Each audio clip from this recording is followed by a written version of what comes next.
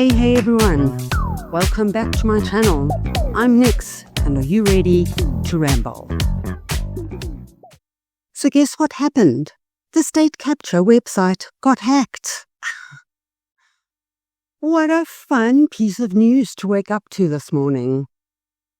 So apparently, website hosting all the documents and hearing transcripts of the Commission of Inquiry into State Capture, obviously we all know this as the Zondo Commission, was attacked and replaced with links pointing to, how's this, gambling operations, as well as to Lazada, which is an international e-commerce company.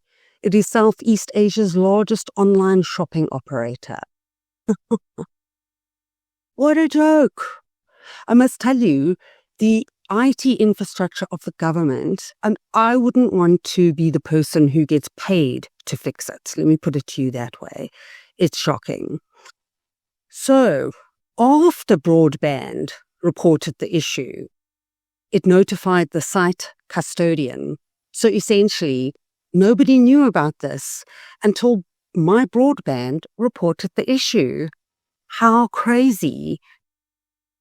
So it goes on to say the website in question is hosted on a self-managed server, which means we have no visibility of what's on the hosted server. And that's from the spokesperson of the supplier of the server. But essentially it means that the government is managing the server. Wow, fascinating. My broadband also contacted the state IT agency, SETA, for comment, which said SETA neither hosted nor maintained the Zondo Commission's website. Who is hosting and maintaining the Zondo Commission's website? State Capture website was developed using CodeAllNighter. It's an open source PHP rapid web development framework. Listen, I don't know, hey, and I'm sure many of you work in corporate or private or whatever, but can you honestly tell me, as an institution, a government institution, would you use open source PHP rapid, which is the thing that scares me the most, web development framework? I don't know. I'm just saying, I don't think that would be the best idea. As far as I understand, you would prefer to have that environment completely closed off and separate to the outside world. I don't. It just seems wrong. And this is our government. So, hacking into systems is now a worldwide phenomenon, and it's getting bigger and faster and higher risk. And this is what's happening. Earlier this month, August, cyber extortion group called INC Ransom breached Netstar's corporate network and leaked 505 gigabytes of data onto the dark web. In May, ransomware gang Everest Group claimed responsibility for an attack on MediClinic, 4 gigs of data, and personal data of 1,000 employees. That same week, Adidas South Africa suffered a data breach. People's names, email addresses, phone numbers, genders, and birth dates potentially exposed. Yo. In the telecommunications sector, MTN and South Sea reported data breaches earlier this year. In addition, July, SharePoint Microsoft became the target of a 0-day vulnerability, and that caused headaches in organizations worldwide. I don't know if you remember this. I remember this only because I've worked on SharePoint, and it's the crappiest system you could find, but anywho. And you know how Microsoft likes to cling on to their programs. Various South African organizations and government departments were exposed due to the vulnerability. How's this? Including National Treasury, which reported finding malware installed on a SharePoint server. I know Treasury uses SharePoint because that's where I get my deviation lists from. How unnerving is that? Good thing we don't have like nuclear plants and stuff, because people could just like dig in there and press a little red button. Because did you know 3 separate National Defence Force websites, South African National Defence Force websites, are not HTTPS secured?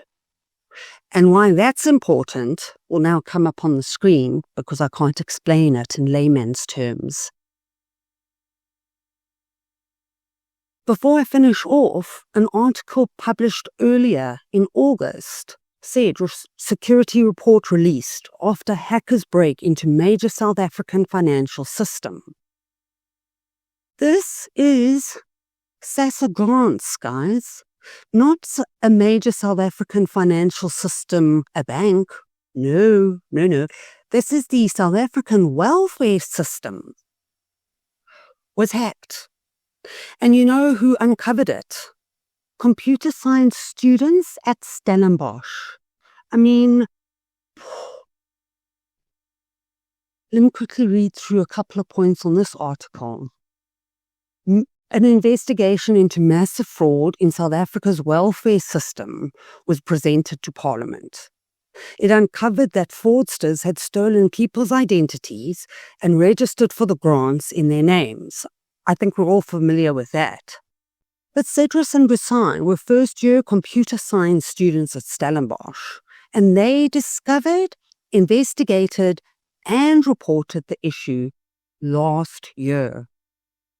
The hacking group, Naughty for Naughty Sec, said they stole approximately 175 million at the time from taxpayers through SRD grant fraud.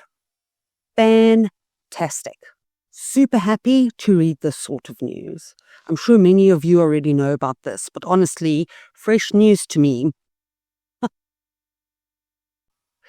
Curiously, despite overwhelming evidence that the system had already been exploited, their system classified the vulnerabilities as a medium-level threat, indicating a moderate risk of exploitation. How can it be a medium threat level?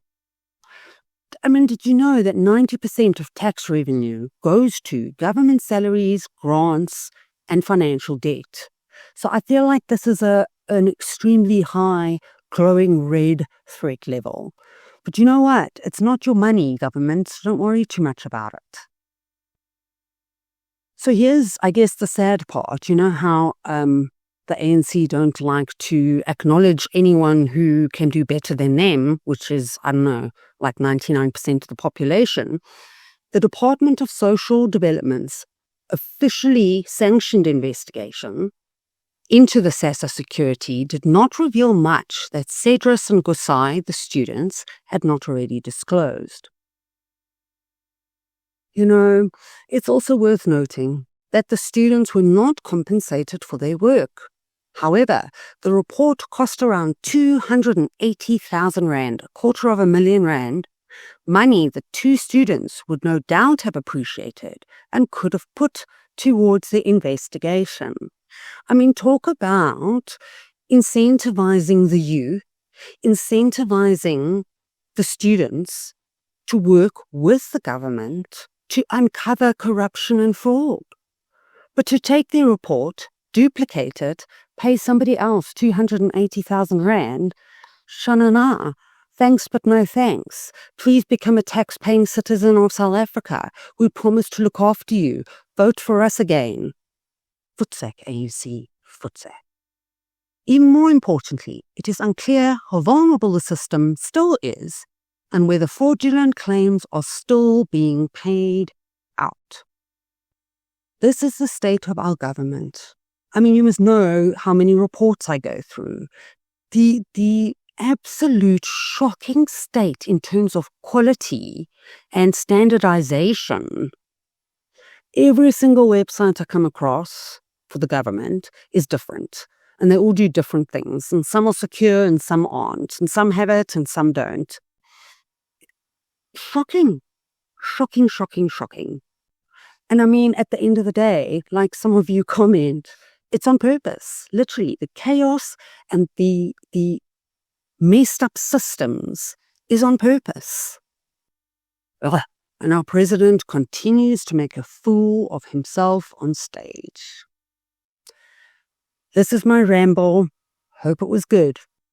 Otherwise, do me a favor and press the subscribe button and the like button, and then drop me a comment about what other hacks you know about. I would be very interested in your thoughts. Over and out, guys.